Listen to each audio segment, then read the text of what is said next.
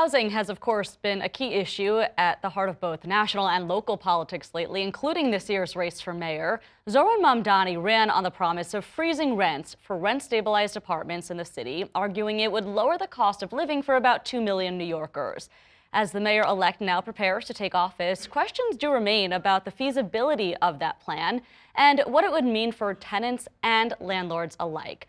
The New York Apartment Association, which represents landlords for rent-stabilized apartments, conducted a study taking a look at Rent Guidelines Board data to predict the potential impact of a 4-year rent freeze. And the group says such a freeze would be, quote, breaking the system. And for more on this perspective, I do want to bring in Kenny Burgos. He is the CEO of the New York Apartment Association. Thank you for being here. Thanks for having me, Steph. So you found that it would, quote, break the system, as we just said. I guess talk about the data that led to that conclusion. Sure. We use data from the Rent Guidelines Board and historical data from the past 10 years for this housing. And I want to be clear, this is not Mayor-elect Zohran Mamdani's fault that this housing is in this scenario. However, his threats of a rent freeze do pose a significant threat to this housing stock that has been underfunded and really defunded for just the better part of a decade.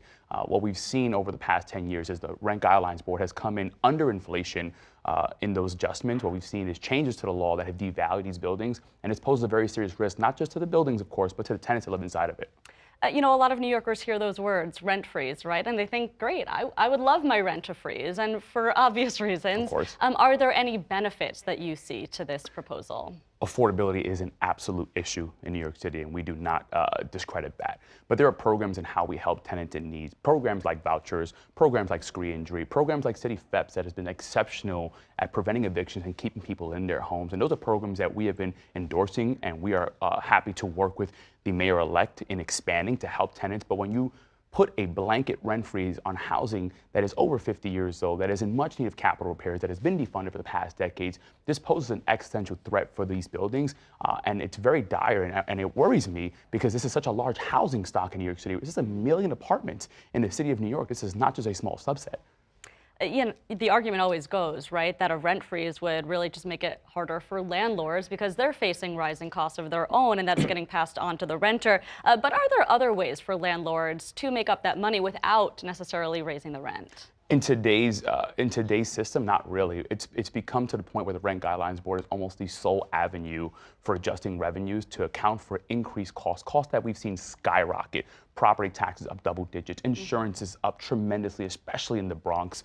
Water, sewer, all of these costs have been going up much higher than the Rent Guidelines Board can adjust. So if you remove the single avenue to account for these costs, what you're going to see, what you already see, is deferred maintenance. You're going to see these buildings going without, broken intercoms, broken elevators, the need for inspections, the need for facade. All this work is required, and if you are freezing the rent while these costs increases, the tenant experience is going to be degraded. And then the viability of these buildings is definitely degraded. So that is what really is concerning. You know, landlords can be placed in several buckets, right? Of course, there are landlords who represent larger properties, much smaller properties. For these rent-stabilized units, though, I guess, how would that impact them directly? Like, would it impact some more than others, I guess? What I'll say, it's less about the size of the landlords, actually the category, what you said, of the housing. Rent stabilization is this all-encompassing sort of category. Where I focused on heavily is the pre-1974 housing. Think of the old housing you see in the Upper West Side, think on the Grand Concourse in the Bronx. This is the housing that is in dire need of real capital investment. And this housing typically has no tax abatement, has the lowest median rent in the city in many regards. I mean, you're talking about nonprofit regulated housing operates at just about $1,200 or more in rent. Rent stabilized pre-74 for private landlords is $1,300 and change, but when you reduce the property tax costs, which nonprofit landlords do not pay, our owners are actually operating with under $1,100 a month in median rent. And this is why these buildings are struggling in the pre-74 sector, and this is the sector of housing that is in dire, dire need. I do want to talk about the feasibility of Mamdani's plan to freeze the rent. The mayor does control appointments to the Rent Guidelines Board. I guess, can he stack the board so he gets what he wants here?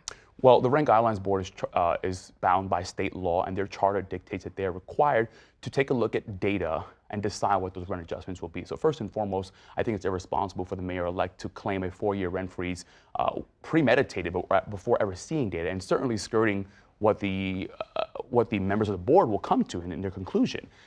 As far as the board appointments, board members can only be removed with cause, and so it's yet to be seen how many appointments Mayor Mamdani will have. But I still stand by the independence of a rent guidelines board, as is required, made up of economists, scholars, academics who take their work very seriously. And I think any executive proposing to sort of rule by decree should be questioned. Really quick, I do want to get your thoughts on his other campaign promises about housing.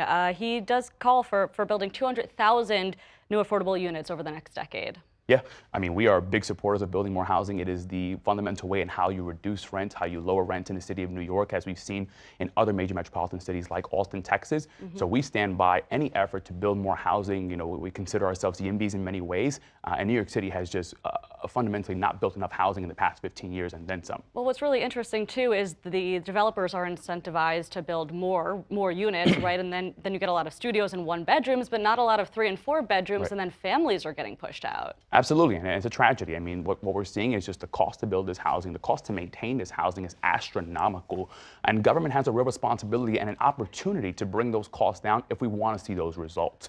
And this is what we do now, where we give tax incentives and tax credits to build new housing, but still some of these rents can be pretty high and still in some small units. So much to talk about. Thank you for being here. Kenny Burgos, CEO of the New York Apartment Association. Thanks for having me, Steph. Thank you for watching our YouTube channel. Let Spectrum News be your resource for balanced, in-depth political coverage, and click the subscribe button right here. You can also download our app or watch us on TV to learn more about the candidates, where they stand on the issues, and more. We'll see you then.